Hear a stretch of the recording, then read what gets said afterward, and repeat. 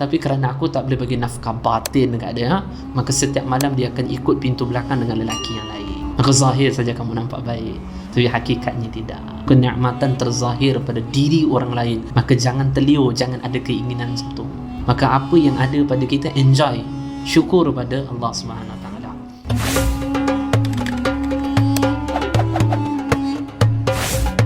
Jom sama-sama kami. Caranya mudah. Hanya klik join button. Terima kasih. Assalamualaikum warahmatullahi wabarakatuh. A'udzu billahi minasyaitonir rajim. Bismillahirrahmanirrahim. Nahmaduhu wa nusalli wa nusallimu ala rasulihil karim, amma ba'd. Alhamdulillah, syukur kepada Allah Subhanahu wa taala kerana Allah Subhanahu wa taala memilih kita untuk berada min riyadil jannah, berada di dalam taman syurga. Moga-moga Allah Subhanahu wa taala sentiasa istiqamahkan kita dengan berada di dalam taman syurga, dan moga-moga kesemuanya kita mengakhiri kehidupan kita dalam keadaan sebegini atau dalam keadaan melakukan amalan-amalan kebaikan sebegini. Amin ya rabbal alamin. Sambung pada hadis yang ke-12.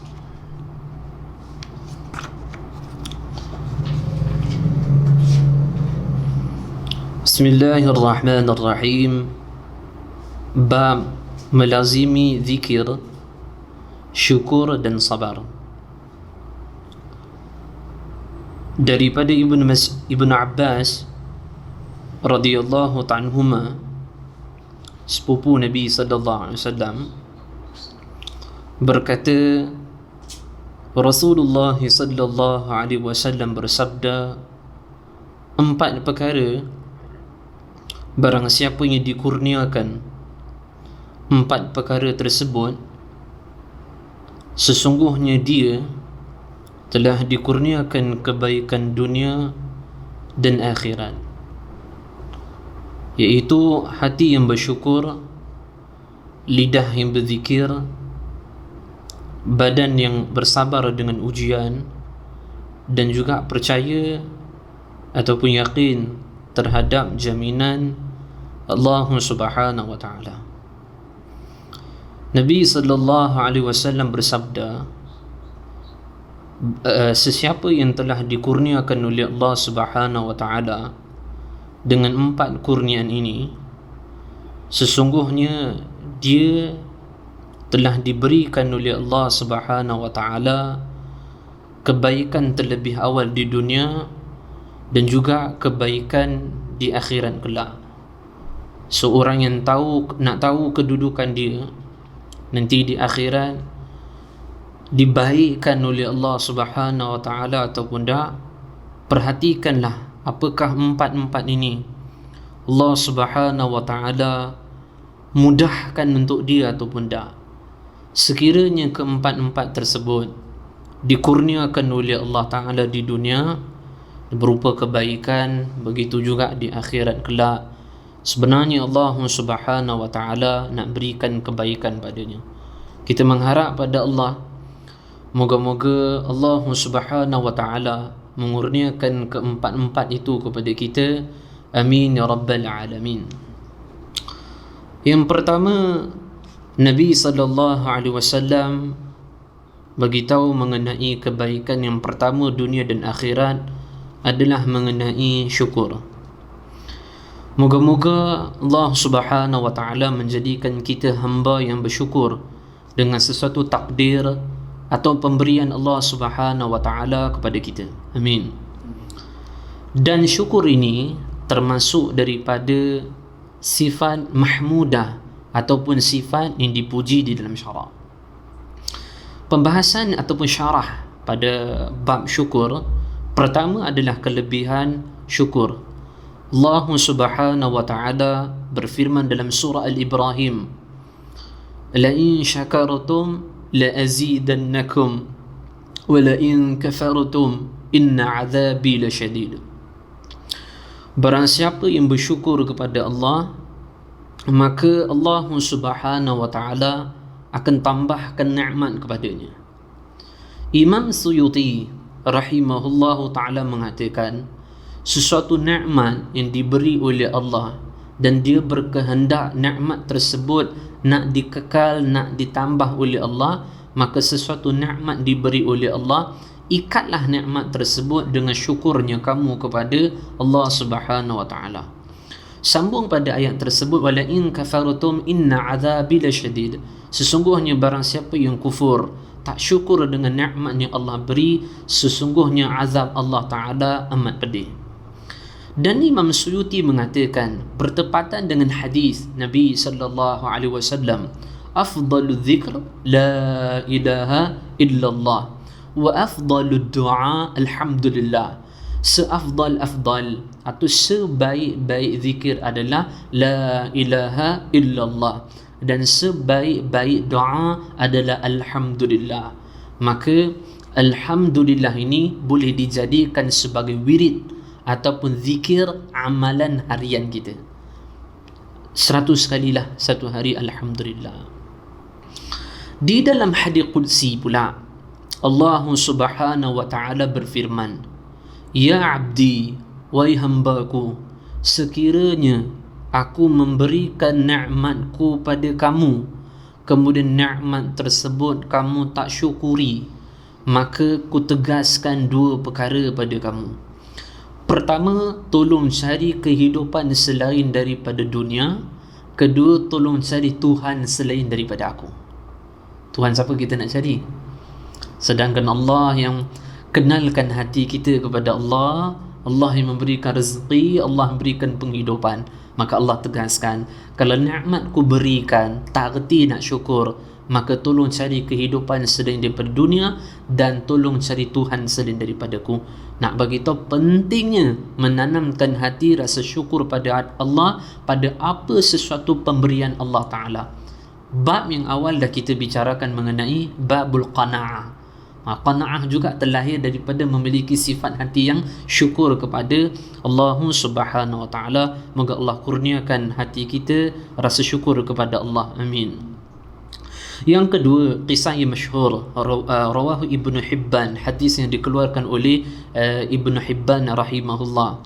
Kisah yang masyhur, Nabi sallallahu alaihi wasallam ketika giliran baginda dengan Aisyah radhiyallahu anha, kemudian kata Aisyah, telah bersentuh kulit antara kulitku dengan kulit Nabi sallallahu alaihi wasallam.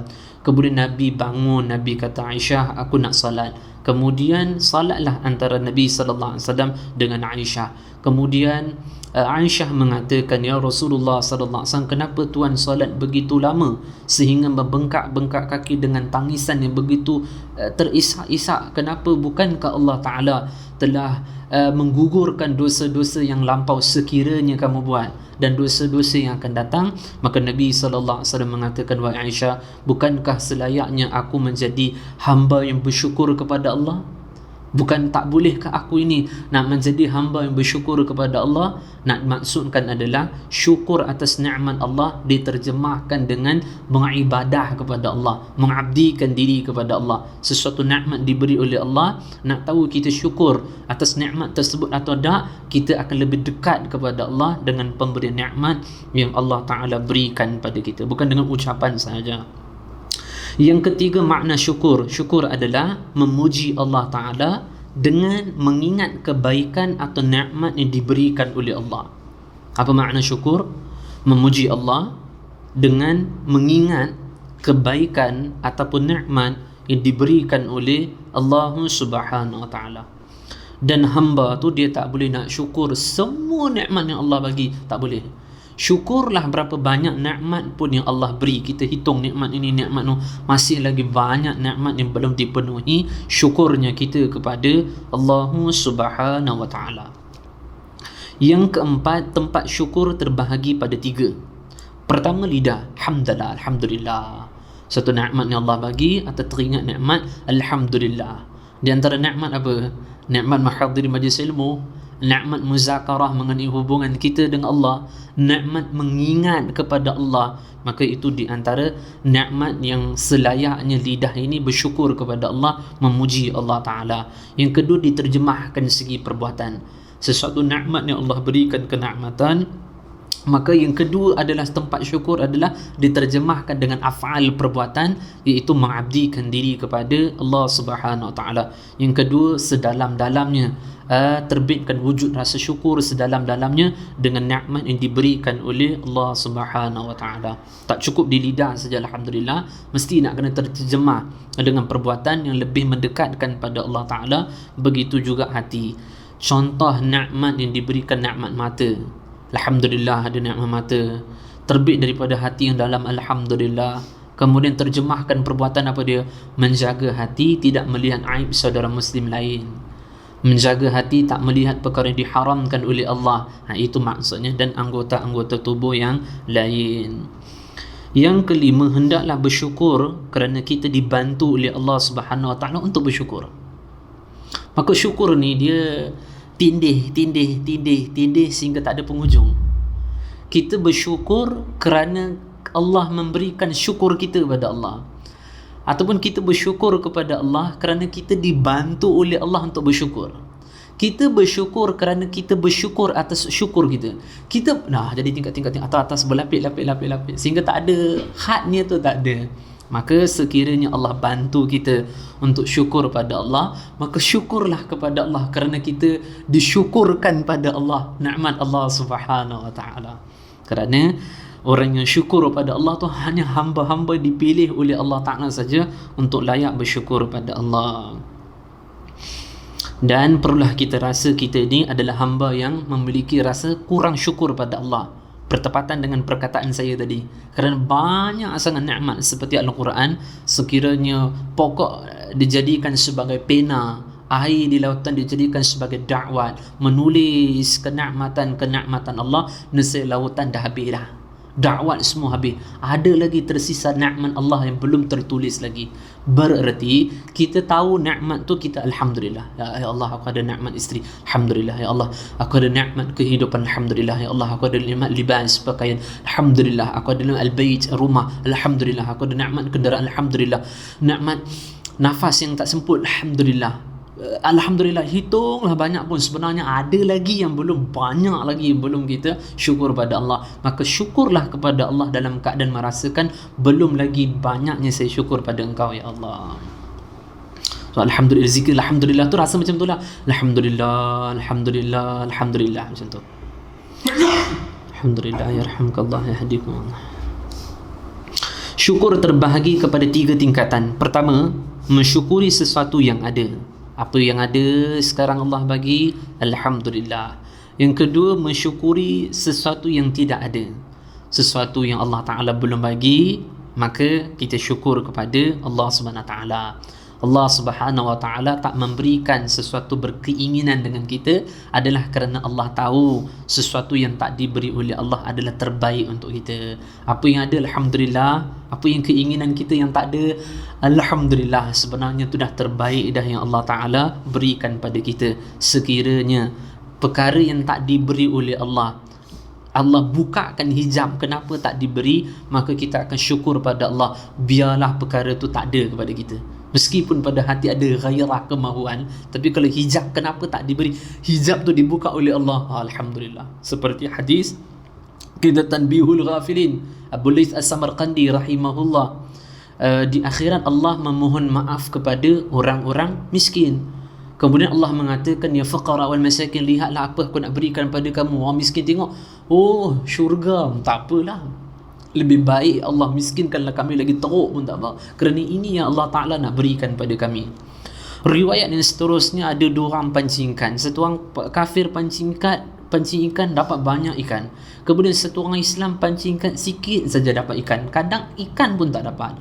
Maka malaikat mengatakan, orang ini adalah kufur, orang ini orang Islam, hamba-Mu yang taat pada Engkau. Kenapa pada kafir diberi, pada orang Islam tak beri? Maka Allah kata, aku berikan nikmat kepada orang kafir tu, ikan yang banyak. Tengok akhirat apa yang aku nak berikan pada dia. Oh, tak apalah, bagi nikmat pun tak apa. Tengoklah pada hamba yang beriman padaku, yang ku tak beri rezeki, aku simpan apa pada akhirat dia. Oh, macam tu susah pun tak apalah. Maka satu orang nikmatnya hidup penuh nikmat, kalau dia bahan api neraka Allah, tak ada nilai kehidupan dia. Bisa dengan satu orang yang tak ada apa, tapi kalau Allah jadikan dia sebagai raja di dalam syurga, nikmatlah. Maka tingkatan orang kaya, orang miskin di akhirat semua sama je tingkatannya. Sekarang manusia beza-bezakan di dunia kan. Orang bezakan, kalau orang atasan kesalahan pun okey, biasa-biasa je. Kalau kita mungkin bawakan ada beza kan, nanti di akhirat semua sama je, tak ada apa pun. Kat situ baru kita nampak oh nilai manusia biasa. Apa lagi hadis yang saya sebut, ketika orang miskin, fakir miskin beratur nak masuk dalam syurga, orang kaya beratur di tempat lain 500 tahun baru habis hisap, dia beratur kat tempat orang fakir. Oh, kat dunia tak mau jadi fakir pula, kat dunia tak mau jadi orang miskin pula. Maka dia tahu nilai itu ketika mana sesudah mati. Alangkah bahagianya sebelum mati kita sudah tahu ilmu tersebut. Moga Allah istiqamahkan kita dengan gini, amin. Yang ke-8, kisah seorang raja yang terluka dengan teman dia. Ini kisah yang masyhur ni. Kitab Kalilah pun ada cerita je. Seorang raja dia dengan kawan dia pergi memburu haiwan. Kemudian nak ambil anak panah tu, kena luka kat tangan. Kawan dia cakap, Alhamdulillah, hadzal khair. Alhamdulillah, insya-Allah ini adalah baik untuk kau. Raja ni kata, baik apa ni? Masukkan dia ke dalam penjara. Kawan dia kata, Alhamdulillah, insya-Allah, hadzal khair, ini baik untuk aku. Kemudian pembantu tu raja bagi jalan, bawa kawan dia masuk dalam penjara. Jalan tu raja seorang-seorang. Kemudian berhadapan dengan orang nak makan orang. Maka mereka berkumpul ramai-ramai, mereka lapar. Dia kata, ini tuan raja ni, okey nak sembelih, tengok ada luka kat tangan. Tak jadilah. Macam al-udhuhiyah lah, sembelihan binatang korban. Kan kalau binatang korban, kita nak korban dan luka kan tak boleh buat korban. Maka dia punya pendapat dia macam tu juga, tak jadilah kita lepas. Tuan raja balik, baru dia terfikir, Alhamdulillah, Allah hadirkum Allah. Baru dia fikir balik, betul juga dia kata ada kebaikan. Kalau ni tak kena luka ni, aku dah kena makan dah ni. Maka dia balik, dia jumpa kawan dia pula. Alhamdulillah, memang hadzal khair, ini memang betul ada baik. Dan aku tanya pada kau masuk penjara tu kenapa kau sebut hadzal khair? Alhamdulillah, ini adalah baik untukku. Kalau aku ikut dengan kau tak akan kena lah. Yang kena aku, sebab aku tak ada luka di badan. Ternyata itu adalah kebaikan. Maka orang yang syukur ni, apa Allah bagi tu dia akan tunduk dan dia mengakui itu adalah kebaikan yang Allah takdirkan untuknya. Yang seterusnya, orang jumpa Sahal Al-Tusturi, Imam Sahal bin Abdullah At-Tusturi. Ini tabi'in juga lah. Dalam kitab Risalah Qushairiyah dikisahkan ada orang jumpa Imam Sahal bin Abdullah Tusturi rahimahullah. Dia kata, ya Imam, rumah saya datang pencuri. Maka pencuri itu curi barang saya, dia nak keluar. Sebelum keluar dia cakap, beruntunglah kamu, kerana yang curi itu adalah aku mencuri harta kamu. Kalau iblis duduk masuk hati kamu mencuri iman kamu, lagi jenuh kamu tu. Maka kata orang tersebut, dia telah mengajarkan aku hati yang syukur kepada Allah, bahawasanya nilainya iman lebih berharga nilainya harta. Biarlah hartaku dicuri, tapi masih ada nilai iman yang tak dicuri oleh syaitan. Dia pencuri tersebut mengajarkan hatiku betapa penting syukur pada Allah SWT. Kita macam tu tau, nanti orang duit nanti curi orang duit, curi duit kita tu, Alhamdulillah, Alhamdulillah, syaitan tak curi keimanan tauhid aku lagi pada engkau ya Allah. Alhamdulillah, masih ada nilai yang paling bernilai, itu iman. Apa tak nilainya? Dalam hadis disebutkan kalau semua orang Islam mati, kiamat dunia. Tapi kalau ada satu lagi ada lagi sisa satu orang, takkan dikiamatkan. Nak kata apa? Yang mengukuhkan, yang mempasakkan dunia orang Islam. Tapi kalau iman tu sudah tak ada, maka kita syukuri nikmat Islam yang ada pada Allah. Moga Allah matikan kita pun dalam keadaan Islam dan iman. Amin. Nah, kisah yang seterusnya adalah kisah seorang murid. Seorang murid tu, dia jumpa tok guru dia. Dia kata, wahai guruku, saya nak nikah. Guru dia ni cerdik, ahli hikmah. Apa kata guru ni? Baik, pergi pada kampung A, contohlah. Pergi kampung Sungai Udang, contoh. Mentang-mentang duduk Sungai Udang, dia pergi tamsil Sungai Udang lah. Pergi kampung tersebut, cuba-cuba mengendap tengok. Tapi janganlah kita mengendap ni berkata elok, tapi kerana pengajaran hikmah, kamu mengendap tengok rumah tangga mana yang paling sakinah, mawaddah, warahmah, cakap jumpa pada aku. Aku akan doakan rumah tangga engkau seperti itu. Pi budak tu, dia pi pada pintu rumah pertama, dia tengok, oi, isteri macam harimau, tak mau aku doa macam ni, tak minta doa, tak mau. Dia tengok, oh nombor 2, ini lelaki pukul isteri, oi astagfirullah, tak mau. Dia pi pada pintu yang ketiga pula, dia tengok, wah bestnya ada suami, isteri, anak-anak, wah aku nak minta doa macam ni. Dia nak balik, tuan rumah datang, oi tengok-tengok apa? Tak, saya jumpa syekh saya, suruh minta doa. Syekh saya kata minta doa seperti mana rumah tangga yang kamu inginkan. Saya mengendap, tengok rumah kamu yang terbaik. Dia kata tak, saya ni nak cerita kamu nampak je zahir saya baik, ada cerita sebenarnya. Saya tu dulu isteri saya lumpuh, isteri saya sakit. Menyebabkan isteri saya ni dalam keadaan sakit, kemudian dia tu nak dekat mati dah. Doktor kata habis lah, malam ni mungkin lagi habis lah. Akhirnya saya duduk di samping dia, duduk sebelah dia. Pada saya cakap, abang lepas ni kalau saya mati, abang tambah lain tak? Nikah lain tak? Tak nikah lain. Sungguh betul, tak boleh. Abang ada pistol, abang ada kemaluan, yang mungkin ada tenaga, mungkin abang nak juga nanti. Tipulah. Dia kata baik, saya matikan fungsi, saya takkan fungsikan, tak boleh naik saya buat. Mohon cakap Maka dia pergi bilik sebelah, dia operation, dia buang syahwat tu, dia buang. Dia kali sebelah, dia tengok isteri duduk elok. Bang jom balik, saya dah sihat dah. Sampai ke sudah isteri aku sihat, tapi kerana aku tak boleh bagi nafkah batin dekat dia, maka setiap malam dia akan ikut pintu belakang dengan lelaki yang lain. Maka zahir saja kamu nampak baik, tapi hakikatnya tidak. Maka fahami betul kisah ni, walaupun sahih tak sahih wallahu a'lam, tapi pengajaran boleh kita ambil. Wallahu sahih tak sahih kita ni berlaku ataupun tak, tapi usul hadis tu tak adalah, asal usul hadis tak ada. Cuma cerita nak bagi tahu pada kita sesuatu kenikmatan terzahir pada diri orang lain, keluarga orang lain, maka jangan terliur, jangan ada keinginan macam tu. Kita tak tahu batin dia, kita tak tahu dalam dia, maka apa yang ada pada kita enjoy, syukur pada Allah Subhanahu Wa Taala. Kisah yang seterusnya adalah mengenai bab syukur, kisah Sayyidina Urwah bin Az-Zubair. Saya dah sebut dah, Urwah bin Az-Zubair adalah cucu Sayyidina Abu Bakar As-Siddiq radhiyallahu anhu. Sayyidina Abu Bakar As-Siddiq, isteri pertama telah melahirkan Asma binti Abi Bakar. Isteri nombor 2 telah lahirkan Aisyah radhiyallahu anha. Aisyah radhiyallahu anha dinikahkan dengan Nabi sallallahu alaihi wasallam. Asma, isteri pertama lahirkan anak Asma binti Abi Bakar, dinikahkan dengan Zubair bin Al-Awwam. Pak mentua asyara mubasyara bil jannah, menantu pun macam tu juga. Apa asyara mubasyara bil jannah, 10 top 10 sahabat dijamin syurga meskipun di dunia. Kita nak cari keturunan zuriat, menantu pun cari yang baik-baik juga. Tengok Abu Bakar Siddiq asyara mubasyara bil jannah, menantu pun lagu tu. Nah, telah lahirlah di antaranya adalah Abdullah bin Az-Zubair. Telah lahirlah anak cucu Abu Bakar Siddiq, di antaranya Urwah bin Az-Zubair. Masya Allah, ini bab syukur kan. Apa semua Allah bagi susah senang, syukur. Allah, kita dapat sesuatu nikmat mudah syukur, tapi musibah susah nak syukur. Pada tuntutan pada musibah pun untuk syukur juga. Maka Al-Imam Al-Hakim At-Tirmizi, tengok datang orang saleh ni ilham saya banyak. Saya nak cakap benda dalam sini yang saya tulis, di luar kotak tak ada ni, datang lah.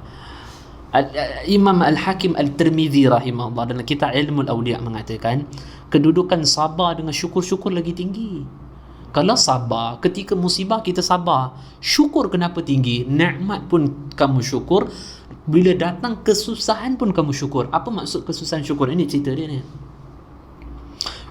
Banyak kali saya cerita, Urwah bin Az-Zubair radhiyallahu ta'ala sakit. Perawi mengatakan sebenarnya Abdullah bin Az-Zubair ni giat ibadah, walaupun kaki potong malam besok tu bangun tahajud juga. Terpotong kaki sebab jatuh daripada kuda. Kemudian bila habis operation balik, kemudian anaknya datang, bapa, abang dah meninggal ayah. Apa dia? Abang dah meninggal lah. Inna lillahi wa inna ilaihi raji'in. Selayaknya hatiku lidahku bersyukur pada Allah. Kata Urwah bin Az-Zubair, sayangnya Allah kepadaku, Allah kurniakan 2 kaki padaku, Allah hanya tarik 1 saja, Allah masih sisakan 1. Kedua-duanya sekali tak ditarik oleh Allah. Allah kurniakan 3 orang anak padaku, Allah tarik 1 saja anak, dan masih lagi Allah sisakan 2 anak. Alhamdulillah, syukurnya aku pada Allah. Kita duit dapat boleh syukur, duit hilang boleh syukur. Pening kita. Moga Allah menjadikan kita hamba yang abdan syakura, hamba yang banyak bersyukur kepada Allah Subhanahu wa taala. Perumpamaan syukur yang diberikan contoh oleh Al-Imam Ghazali rahimahullah adalah 3. Perumpamaan pertama, raja memberikan kuda kepadanya.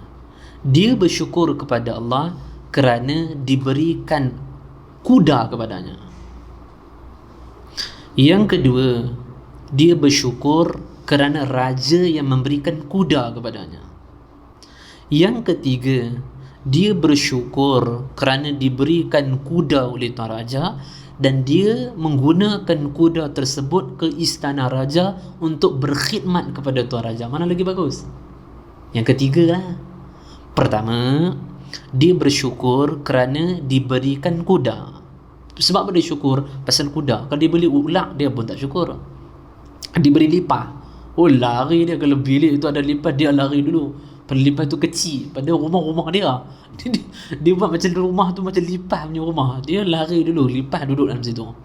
Kerana dia melihat kuda, maka dia bersyukur. Apa maksudnya kat sini? Pertama, orang tu syukur kerana melihat apa nikmat ni diberi oleh Allah. Kalau Allah memberikan nikmat, dia syukur. Kalau Allah memberikan musibah, dia tak akan syukur.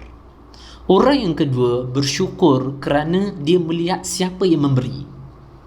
Kerana yang memberi itu raja, oh alhamdulillah. Kerana memberi itu Allah, alhamdulillah. Orang yang kedua, kalau raja bagi ular kat dia pun tak apa, yang penting raja yang bagi. Dia akan merasa pemberian itu bernilai disebabkan kenapa? Kerana dia melihat siapa yang memberi. Kalaulah jiran dia memberikan ular, dia tak akan bersyukur. Dia tak akan bergembira. Kalau raja yang memberi dia ular, dia gembira kerana melihat siapa yang memberi. Kerana raja yang memberikan lipas, dia bergembira. Kalau orang sebelah bagi lipas, mengumpat dia. Apa bodoh orang tengok bagi lipas.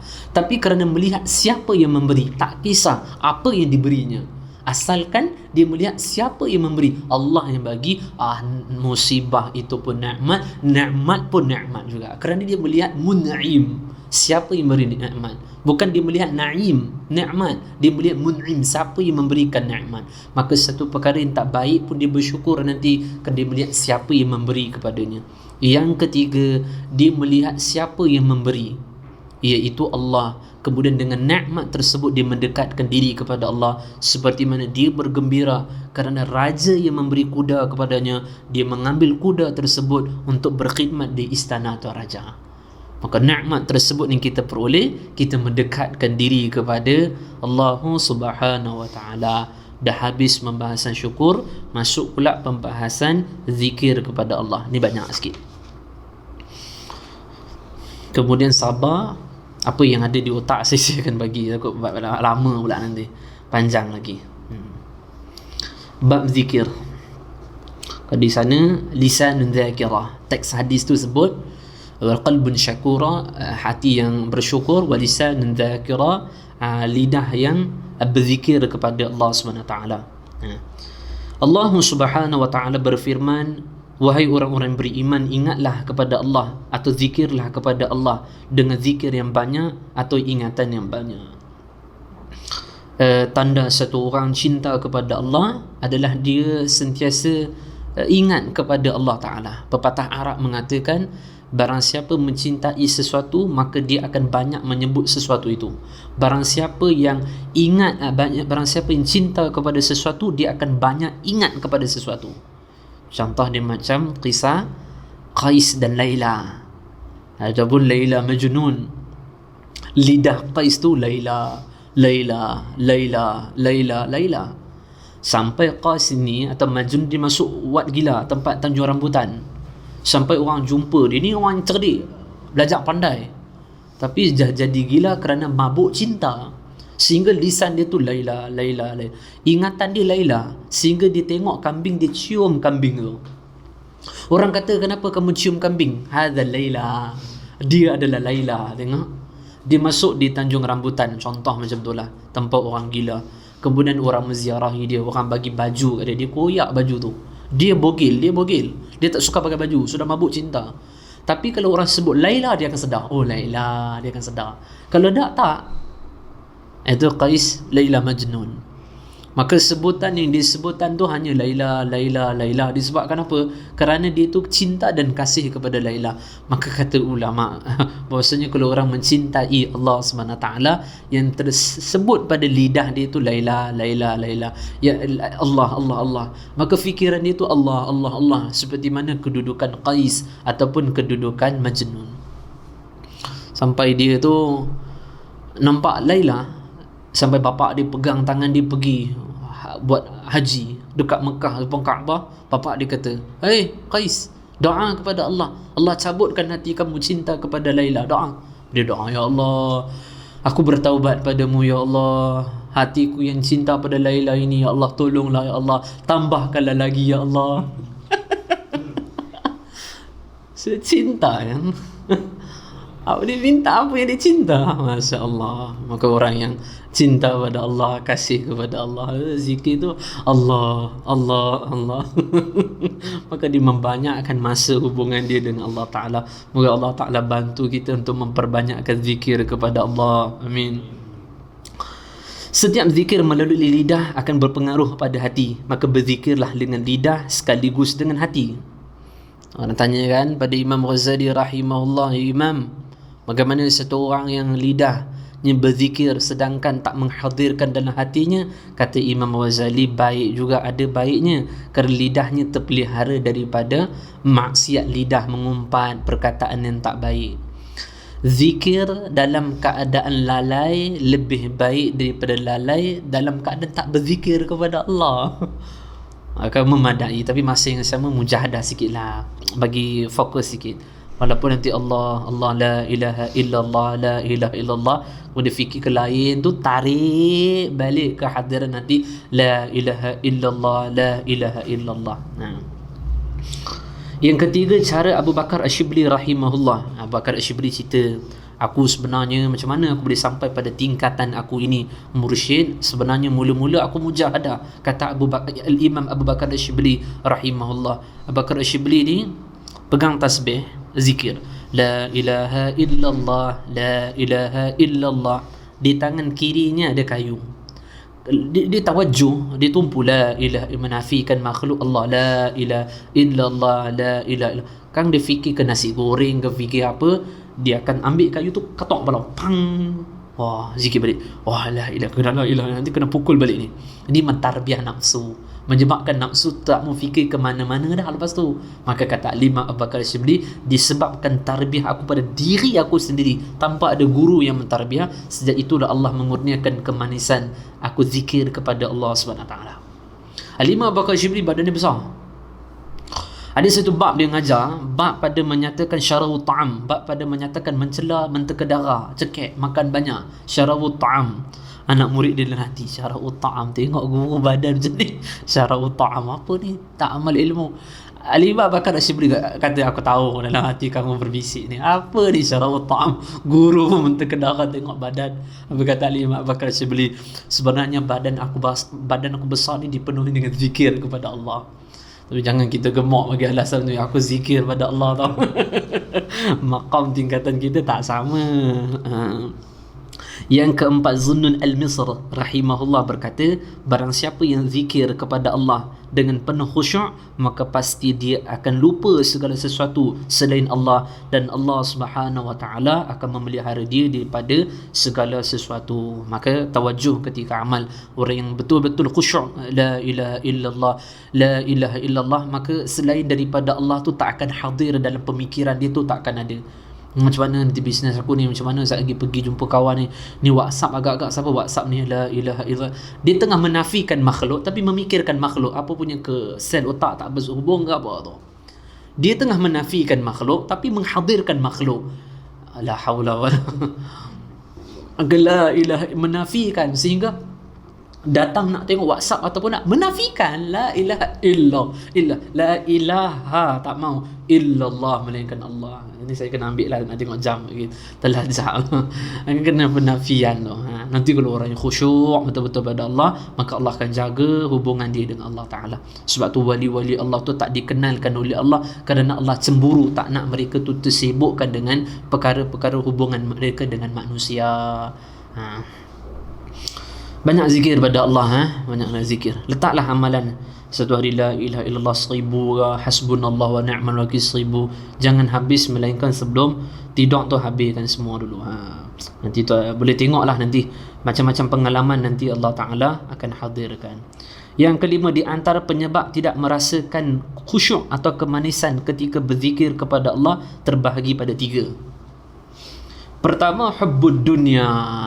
Ini banyak kali dah kita sebut, cinta pada dunia. Kan saya sebut Allah Ta'ala berfirman dalam kitab Risalah Qushairiyah, kata Allah Ta'ala, aku melihat hati-hati hamba-Ku yang mana hati mereka telah kosong daripada dunia, barulah aku tumpahkan pada hati tersebut ma'rifah, pengenalan kepada Aku. Orang yang terpaut dengan dunia, kalau ahli zikir, itu zahir saja nampak macam ahli zikir. Zahir dia nampak macam tunduk, pegang tasbih, sebenarnya hatinya jauh sama sekali tak terpaut dengan Allah Ta'ala. Kerana hati orang mukmin salah satu, ada Allah, dunia tak akan ada. Kalau lebihkan dunia, tak akan ada Allah Ta'ala di dalam hatinya. Yang kedua, mata dijaga. Kerana orang yang menundukkan pandangan mata, Allah mengurniakan kemanisan ibadah kepadanya. Kenapa zikir-zikir tak boleh khusyuk? Kerana mata tu tengok macam-macam. Tengok rambut perempuan, badan perempuan, muka perempuan. Allah, moga Allah Ta'ala ampun mata-mata kita semua. Amin. Bagaimana mata ni layak tak tengok wajah Allah Ta'ala di akhirat? Apakah mata ni layak untuk bertemu, melihat nur cahaya wajah Nabi SAW dengan maksiatnya mata? Maka mata yang tak dipelihara jaga, melihat wanita yang bukan mahram, akan mempengaruhi rosaknya hubungan zikir kita dengan Allah Subhanahu Wa Ta'ala. Yang ketiga, makanan haram dan syubhah. Orang yang memasukkan makanan haram, makanan syubhah, terhalang daripada kemanisan berzikir kepada Allah Subhanahu Wa Ta'ala. Moga Allah memelihara rezeki-rezeki kita. Moga-moga Allah Ta'ala halalkan, barakahkan semua sesuatu yang masuk pada diri kita, isteri dan anak-anak kita. Amin. Yang keenam, kalau seorang hendak mengetahui kedudukannya di sisi Allah bagaimana, maka pandanglah bagaimana kedudukan Allah di hatinya. Kalau nak kita tu istimewa di sisi Allah, maka istimewakan Allah Ta'ala dalam hati kita. Kalau kita nak di sisi Allah tu kita adalah hamba yang terbaik, maka letakkan Allah Ta'ala yang sebaik-baiknya dalam hati kita, jangan ada selainnya. Nak istimewa di sisi Allah kita ni, istimewakan hati hanya untuk Allah. Maka itu yang ditalkinkan tu, la ilaha, nafikan, talkinkan illallah, hati di dalam Allah Subhanahu Wa Ta'ala. Sehingga kita akan mengutamakan sesuatu Allah, mengutamakan kehendak Allah, ketepikan kehendak kemahuan makhluk.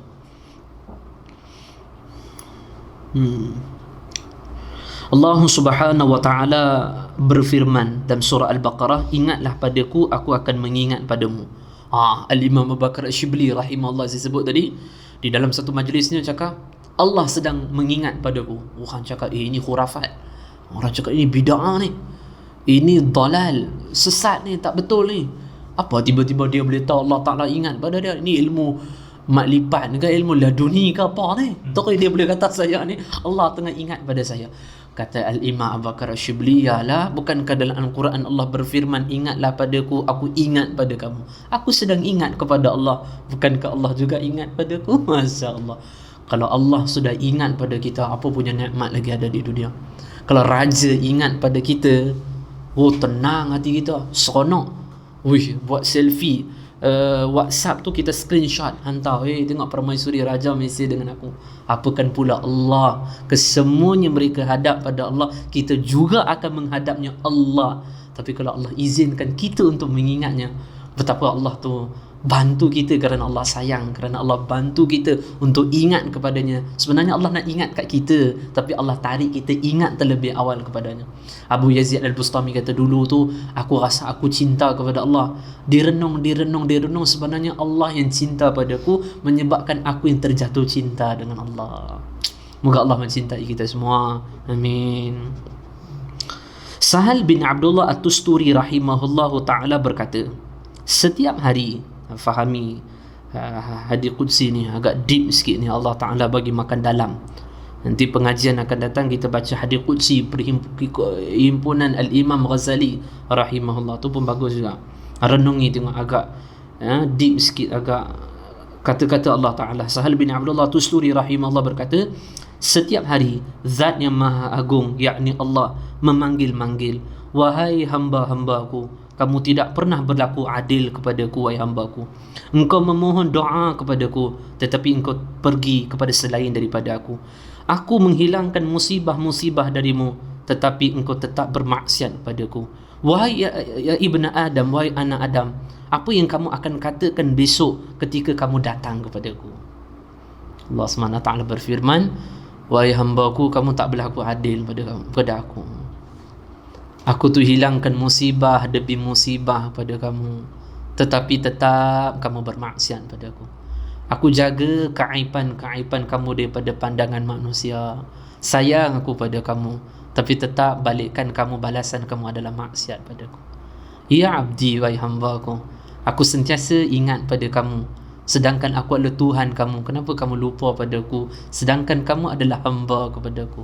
Ya abdi, wahai hambaku, kamu bermohon padaku dan aku mustajabkan doa kamu. Kenapa setelah aku mustajabkan doa, kamu cari selain daripada aku? Nanti akan kamu hadap di hadapanku, apa yang kamu akan cakap padaku nanti, wahai hambaku? Ya Allah, bimbing kita dengan ilmu-ilmu kenal kepada Allah ni. Syukur betul-betul ni. Tak seberangan orang Allah memberikan ilmu, tak. Jangan kita tengok mana tengok masjid surau tak ramai. Kenapa tak ramai? Ya, dan nama pun berlian, dan nama permata, takkan bodoh-bodoh orang nak bagi. Maka saya suka kalimat Nabi Isa, memberikan ilmu bukan kepada ahlinya seperti mengkalung-kalung emas di leher babi. Tak kena tempat. Kita fikirkanlah macam mana hubungan kita dengan Allah. Kasih sayang Allah Ta'ala kepada hamba 70 lipat kali ganda kasih sayang seorang ibu kepada anak. Kalau nak balas balik jasa ibu, kita fikir apa birthday nanti, apalah nak bagi dekat mak, orang lain sakitkan hati mak kita, marah kita. Macam mana kasih sayang hubungan kita dengan Allah SWT. Maka dalam hadis qudsi Allah beritahu, ya abdi, wahai hambaku, ketika ditiupkan roh kepada jasad perut ibu kamu, maka di dalam kandungan aku yang menjaga kamu daripada segala kemudaratan. Ketika kamu lahir, wahai hambaku, aku yang campakkan pada hati-hati di sekelilingi kamu, mencintai kamu. Kenapa kamu tumbuh dewasa, kamu maksiat dan kamu ingkar dan lupa kepada aku? Allah Ta'ala tu sentiasa ingat. Apa dalilnya, hujjah Allah ingat? Ialah Allah masih bagikan nikmat. Kalau tak tu macam mana tu? Nah, inilah kasih sayang Allah Ta'ala. Untuk kita kena banyak ingat pada Allah Subhanahu Wa Ta'ala. Moga Allah ampunkan kita kerana kelalaian, laranya kita, kurangnya kita ingat pada Allah Subhanahu Wa Ta'ala. Moga Allah Subhanahu Wa Ta'ala ampun kita semua. Kita rasa macam orang tak sayang kita kan, orang tak pedulikan kita. Kita lupa Allah Ta'ala jauhkan manusia-manusia itu daripada kita supaya nak sibukkan hubungan kita dengan Allah Subhanahu Wa Ta'ala. Tapi yang kita nampak itu adalah sebagai musibah, bencinya manusia, tak sukanya manusia, tak nampak pun Allah jauhkan mereka kerana Allah Ta'ala nak dekatkan kita dengan Allah Subhanahu Wa Ta'ala. Maka ingat pada Allah Subhanahu Wa Ta'ala, urusan dunia akhirat semua Allah Ta'ala akan mudahkan nanti. Moga Allah Ta'ala bantu tolong kita. Amin. Allah. Nah, ke-9 ni banyak sikit. 9. Carilah ketenangan dan kemanisan hidup dengan 3 jenis. Masya-Allah. Dan hidup ni masya-Allah, jadilah kehidupan, ketenangan dengan 3 amalan ini. Maka hidup kita tu akan tenang, akan manis, seronok. Yang lain tak ada dah. Allah. Carilah ketenangan dan kemanisan hidup dalam 3 jenis amalan, iaitu di dalam salat. Kedua adalah zikir. Dan yang ketiga membaca Al-Quranul Karim. Saya ulangi baliklah. Carilah ketenangan dan kemanisan hidup dalam 3 jenis amal, iaitu di dalam salat, zikir, yang terakhir membaca Al-Quranul Karim. Sekiranya tidak menemui ketenangan dan kemanisan dalam amalan-amalan tersebut, maka ketahuilah bahawasanya pintu hati kamu sedang dalam keadaan mati atau ditutup oleh Allah SWT. Kalau cari kemanisan hidup dengan lagu kan, kemanisan hidup dengan berlepak-lepak, bukan dengan selainnya. Tak, ustaz, saya zikir tak manis-manis pun.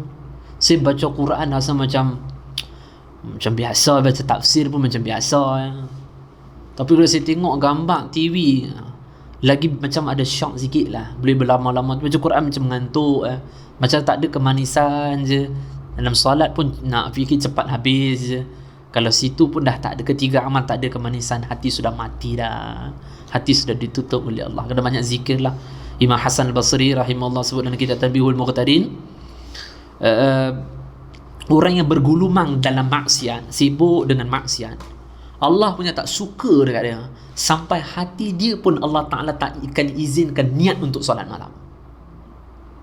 Allah kalau sudah benci situ orang, kalau dia tu bergelumang dengan maksiat, fikir maksiat, niat maksiat, buat maksiat, sibuk maksiat, cari maksiat, jalan mencari perjalanan maksiat, maka dalam niat untuk dia salat malam pun Allah Ta'ala tak akan izinkan hati tersebut.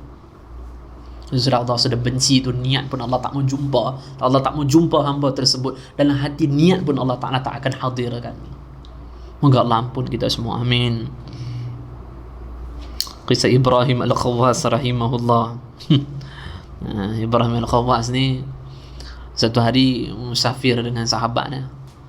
Di waktu malam mereka cakap, "Oh, Ibrahim Al-Khawwas, ni kawasan ada ular banyak ni. Macam mana nak buat ni?" Kemudian kata Ibrahim Al-Khawwas, "Kamu banyak zikir pada Allah." Kata perawi, "Betul. Aku tu malam tu banyak zikir pada Allah. Lari ulang semua lari pada aku. Tapi yang peliknya, semua kami tak boleh lena. Ibrahim Al-Khawwas boleh lena."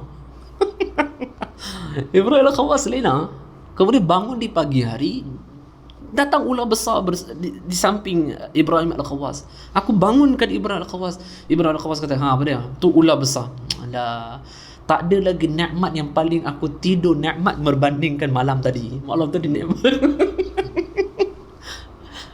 Ihfazillah yahfazka. Barang siapa menjaga hubungan dia dengan Allah, Allah akan jaga dia. Ini ahli zikir. Moga kita menjadi ahli zikir juga, amin.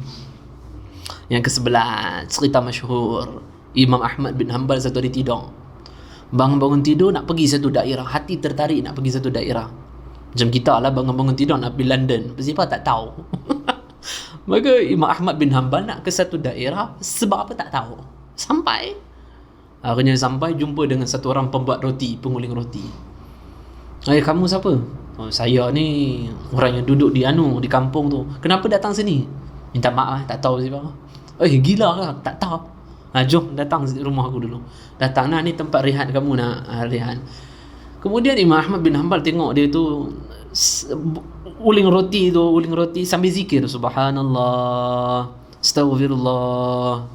Imam Ahmad tanya, "Kamu pemuda, kamu ni buat macam ni, kalau apa kesan baik yang kamu dapat?" "Oh, alhamdulillah." Macam hadis Nabi SAW, baginda bersabda, barang siapa sibuk zikir pada Allah, tak ada masa doa kepada Allah, apa yang dia nak lebih lagi Allah akan bagi kat dia.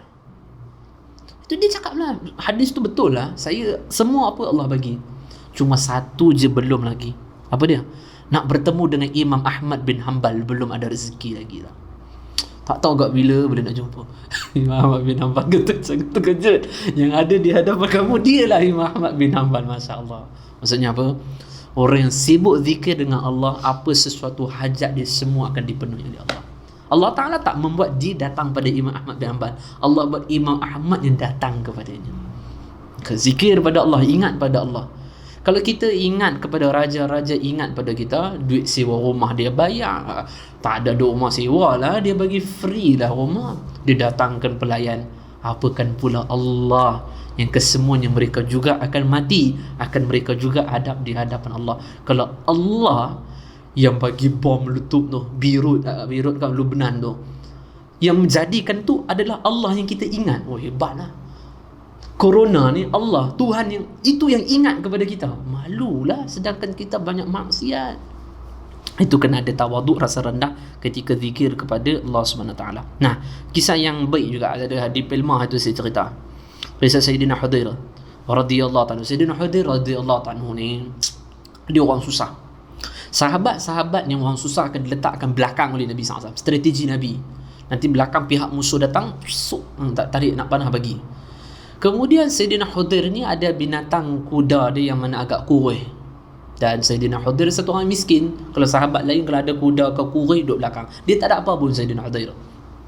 Jalan Nabi SAW berikan bekal pada setiap orang yang susah. Nabi SAW lupa nak bagi pada Sayyidina Hudair. Sayyidina Hudair ni Nabi lupa, maka dia pergi dizikir pada Allah. Subhanallah, alhamdulillah, la ilaha illallah, Allahu akbar, la hawla wa la quwata illa billahil aliyil azim. Zikir tu je. Allah Subhanahu wa taala memerintah malaikat Jibril suruh jumpa Nabi SAW, peringat, suruh berikan bekal pada Sayyidina Hudair. Siapa ingat, Allah ingat. Oh ya, Allah sudah ingat tu. Macam kita ni dengan Allah kan, ingat kat kita ni Allah sebab nak buat wasilah perantara kita ingat pada Allah. Maka malaikat Jibril kata, aku telah diperintah oleh Allah buatkan bekal, berikan pada Sayyidina Hudair gerak kepada peperangan Ghazwah. Maka Nabi SAW pun siapkan pembekalan, utuskan seorang sahabat suruh berikan pada Sayyidina Hudair, bagi. Dan Nabi SAW mengatakan, apa yang aku cakap ni kau tolong cakap pada dia. Sesungguhnya zikir yang dia tengah zikir itu bahasanya akan menjadi cahaya di dalam syurganya. Khabarkan pada dia, habaq dekat dia. Baik. Sayyidina utusan tu datang jumpa Sayyidina Hudair, dan nampak Sayyidina Hudair zikir subhanallah, alhamdulillah, la ilaha illallah, wa akbar.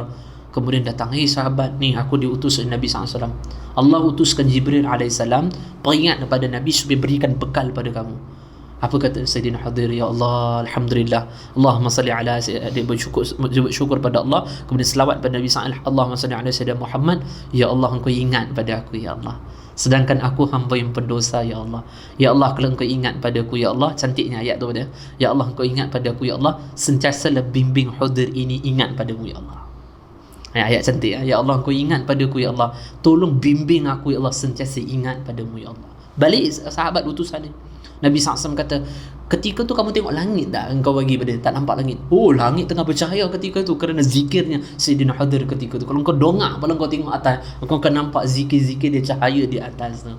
Masya Allah. Semoga kita dibantu oleh Allah untuk memperbanyakkan zikir pada Allah. Yang ke-13, barang siapa tidak merasakan menyesal ketika dia lupa berzikir pada Allah, maka dia tidak akan mendapat rasakan manisnya zikir. Tanda satu orang sudah dikurniakan kemanisan zikir, dia akan rasa menyesal. Allah, kenapalah aku lupa zikir. Dan kita Tanbihul Muqtadid, Imam Sya'rani sebut, ada seorang soleh tu zaman tabi'in, dia duduk satu tempat tu, dia pergi tempat lain. Dah 15 minit, dia kata, aku nak patah balik tempat tu. Kenapa? Tempat tu aku tak zikir pada Allah. Aku nak bumi menjadi saksi di mana aku berada, aku berzikir kepada Allah. Masya Allah.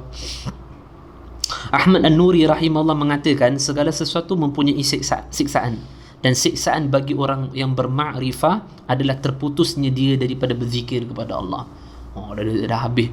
Dia tu tak diizinkan oleh Allah, tak ada kesempatan untuk berzikir pada Allah. Oh, hati dia tu, batin tu tersiksa betul, rasa menyesal betul-betul nanti. Itu satu azab bagi dia nanti. Kita kalau tahu, orang tahu aib kita kekurangan duit kan, tak boleh nak tidur. Kadang orang yang ma'rifah tu dia tak boleh tidur kerana ya Allah, kurangnya si zikir pada kau ya Allah. Hati terbakar betul ni. Di dalam kitab Injil disebutkan, ingatlah kepada Allah ketika kamu marah, maka Allah pasti akan mengingatmu ketika Allah marah kepada kamu. Maka banyakkan zikir pada Allah Ta'ala. Syaitan tak akan mendekati kepada orang yang banyak berzikir kepada Allah Ta'ala. Sahal bin Abdullah Tusturi rahimahullah mengatakan, aku tidak tahu maksiat yang mana yang lebih teruk berbanding maksiat lupa kepada Allah Subhanahu Wa Ta'ala. Seolah-olah mengatakan pangkal bagi segala maksiat ataupun maksiat yang paling teruk adalah maksiat orang yang lupa kepada Allah Subhanahu Wa Ta'ala. Yang ketiga, pembahasan mengenai sabar. Akan ada hadis lagi akan datang mengenai menyembunyikan kesabaran kita, menyembunyikan musibah yang ada pada kita. Akan ada hadis yang khusus. Tapi insyaAllah saya cerita beberapa sikit lah mengenai sabar. Kisah sabar di antaranya adalah kisah Sayyidina Abdullah At-Tusturi rahimahullah. Yang mana Sayyidina Sahal bin Abdullah At-Tusturi, ada Yahudi, dia duduk 20 tahun atas bawah. Kita tengok cerita Mr. Bean tu, Mr. Bean kartun. Mr. Bean kartun tu dia duduk atas, rumah sewa dia nenek tu duduk bawah. Ada cerita part tu dia halau Mr. Bean, orang lain nak main. Adalah cerita tu ni, bukan cerita Mr. Bean. Contoh macam tu lah. Dia Yahudi tu duduk di atas, dia di bawah. Yahudi tu atas, Sahal bin Abdullah Tusturi bawah. Kemudian Sahal bin Abdullah Tusturi tu setiap kali orang di atas kalau buang air besar tu akan jatuh titisan air najis. Dia cuci, dia tak apa, dia diam je. 20 tahun macam tu. Turun dari orang Yahudi tu, dia nak minum air dengan teh. Tiba-tiba anak Yahudi, nama Yahudi, anak Yahudi duduk atas buang air besar. Di bilik tu jatuh, tuk bau. Dia tanya Yahudi ni, bau apa ni? Kejap kau duduk jap. Dia bersihkan, kemudian pergi nangis Yahudi tu. Dia kata, sudah berapa tahun lama macam ni? Mohon maaf lah, baru lagi 20 tahun. Lama ni. Kenapa kau tak datang kepada aku? Ya, Islam telah mengajarkan padaku kesusahan tu jangan tunjuk kepada orang. Sabar aja. Oh begitu. Baiklah. Asyhadu an la ilaha illallah wa asyhadu anna Muhammadar Rasulullah. Islam dia. Ini orang yang ada kesabaran. Moga Allah SWT berikan kesabaran kepada kita. Amin. Nah, seterusnya mengenai sabar ni terbahagi kepada beberapa, insya-Allah edisi yang akan datang kita bahaslah mengenai sabar tu terbahagi kepada beberapa tingkatan. Pentinglah ada sabar di antara kisah lain. Dikisah oleh ulama adalah mengenai, dan kitab Tanbih Muhtari pun Imam Sya'ni sebut di antara sabar adalah dengan letiran. Perangai isteri pun di antara kena sabar. Imam Ghazali pun sebut di antara perlu sabar adalah lidahnya isteri pun kita kena sabar. Di antara kisah yang lain masyhur adalah orang saleh yang bercerita, satu hari aku jumpa saudara aku. Aku ketuk pintu, keluar isteri dia. Boy, isteri menjerit. Apa ni? Kemudian aku lihat saudaraku datang beserta dengan harimau. Dan harimau membawa barang-barang dia. Aku sembang dengan dia, kemudian kembali. Setelah berapa lama aku datang, aku ketuk pintu, isteri lain pula. Isteri lemah lembut cakap minta maaf, abang tak balik lagi. Abang tak balik lagi, mohon maaf. Kemudian aku tengok dia bawa barang dagangan dia. Dan aku tanya pada dia, kenapa hari tu ada harimau? Oh, ketika aku sabar dengan perangai isteri aku, Allah Subhanahu Wa Taala hantar harimau tolong aku. Kita kalau sabar dengan isteri tu, insya-Allah harimau, kita bawa harimau ni. Setelah Allah Subhanahu Wa Taala gantikan isteri yang lebih baik pada aku, maka tidak ada lagi bantuan harimau untuk bantu aku. Insya-Allah. Moga Allah berikan kekuatan dalam hidup kita ni. Amin. Cuma kita hadirkan macam ni lah. Ya Allah, ujian ya Allah sementara ni, ya Allah, untuk meraih redha-Mu ya Allah. Pujuk hatilah, kesiankan hati tu dah ya. Engkau ni wahai manusia, wahai diri nafsu, wahai diri, kau sabar kejap, nanti mati Allah berikan balasan syurga. Kan kisah yang saya kisahkan, satu orang yang baik duit, dia bawa baik duit. Kemudian datang seorang pemuda, pegang baik duit orang tua, bawa lari masuk kampung jauh sikit lah, dia duduk kampung A, bawa masuk kampung B. Kemudian dia nak buka dompet dia atau uncang dia, tengok Allah rabunkan mata dia, tak nampak dia. Orang kampung tanya, kenapa kau nangis? Nak budak, aku curi orang tua kat kampung A tu baik duit, ni Allah rabunkan mata, mungkin dia doa laknat padaku, ni tak boleh nampak lah. Jom kita kembalikan baik duit dia. Jom jalan pergi jumpa orang tua. Orang tua, kenal budak ni? Kenal, dia kata dia curi. Dan kau telah doa laknat kepada sehingga dia rabun. Dia nak kembali. Mana aku doa laknat? Ketika dia curi tadi, aku nak marah, tapi aku terfikir Nabi SAW bersabda, ketika Nabi berada di dalam syurga, Nabi menunggu kesempurnaan umatnya di dalam syurga. Kalau aku enggan memaafkan dia, halal kepada dia, dia akan lama dihisap di hadapan Allah, lagi lama Nabi SAW tertunggu di dalam syurga. Aku tak tergamak untuk membuat Nabi SAW tertunggu-tunggu lama di dalam syurga, dan aku halalkan kepadanya. Kerana di kalangan umat yang mencuri bukan dia satu orang, belungguk lagi, rasuah lagi, itu ni lagi lama perjalanan, lagi lama Nabi tunggu. Tak tergamak aku membuat Nabi tunggu, maka aku telah halalkan duit itu kepada dia. Boleh? InsyaAllah. Moga Allah Ta'ala berikan kekuatan, insyaAllah. Pembahasan sampai situ saja, insyaAllah. Edisi yang akan datang kita bahas sikit lah. Sabar tu ada sabar untuk taat kepada Allah, sabar untuk tinggalkan maksiat, dan sabar segala sesuatu musibah yang datang daripada Allah dan musibah yang datang daripada orang lain. Kita kena Yalah, banyakkan doa untuk orang yang membuat kita sakit. Seperti Ibrahim bin Adham tu kan, saya cerita Ibrahim bin Adham orang pukul dia. Kemudian orang tu nak minta maaf balik, dia tak tahu kata tu Ibrahim bin Adham. Bila dia tahu tu ulama besar, dia datang balik, dia kata, ana asif, saya mohon maaf, minta maaf. Baik, tolong maafkan aku. Maaf tak? Dia kata maaf. Sebenarnya aku nak balas balik tadi tu, tapi kerana aku dengar, aku ingat balik hadis Nabi SAW, orang yang sabar balasannya syurga, maka aku doa pada Allah, ya Allah, kerana dia aku ada sabar, ya Allah, maka masukkan dia terlebih awal ke dalam syurga, ya Allah. Moga Allah berikan kekuatan. Baik, akhir kalam, yang baik itu datang pada Allah. Ada silap, kelemahan, kekurangan ia datang pada sisi sendiri. Hakikatnya qadri khairi syarri min Allah Ta'ala, hakikatnya segala sesuatu yang baik dan juga buruk kullu min indillah, kesemuanya hakikat datang daripada Allah SWT. Wallahu ta'ala a'lam bisawab. Wassalamualaikum warahmatullahi wabarakatuh. Dengan umur lewat 50-an, tanya dia dengan Elopa, Allah. Jadi macam mana tuan-tuan? Nak jawab macam mana tuan-tuan? Susah ni, salah jawab makan mamak kita. Agak-agak lah awak dengan Elopa, mestilah awak. Tak tahulah, sedialah baldi kat sebelah nak muntah sekejap, muntah hijau semua. Janji dia seronok.